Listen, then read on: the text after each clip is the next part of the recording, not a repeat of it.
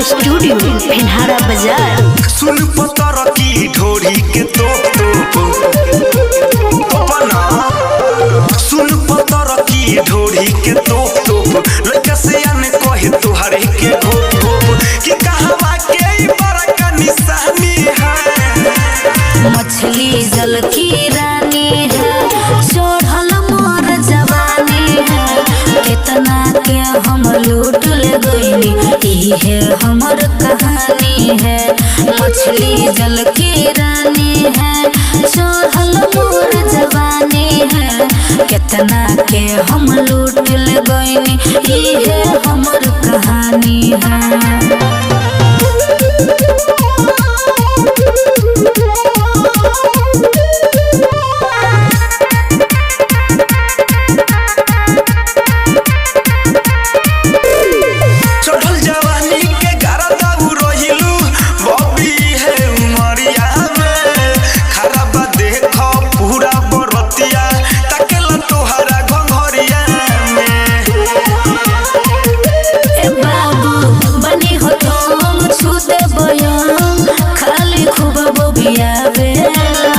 बूढ़ा बाबा बे पूरा पगलाइल, बिचले अंगुरी देखावे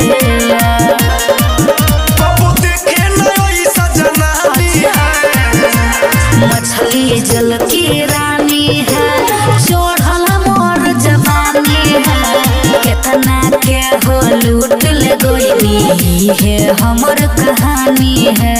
मछली जल की रानी है, चढ़ल मोर जवानी है, कितना के हम लूट ले गईनी, है हमर कहानी है।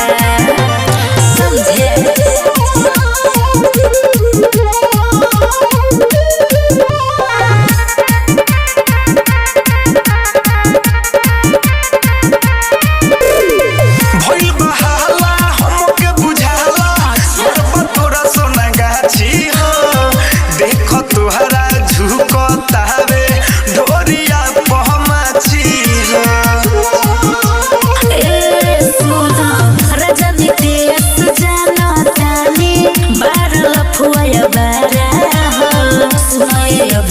छुओ न जोबन गरम हो जाए पारा,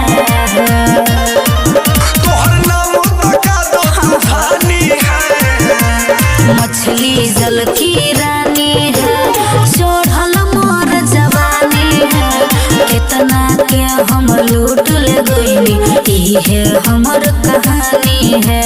मछली जल की रानी है, चढ़ल मोर जवानी है, कितना के हम लूट ले गईनी, ये हमर कहानी है।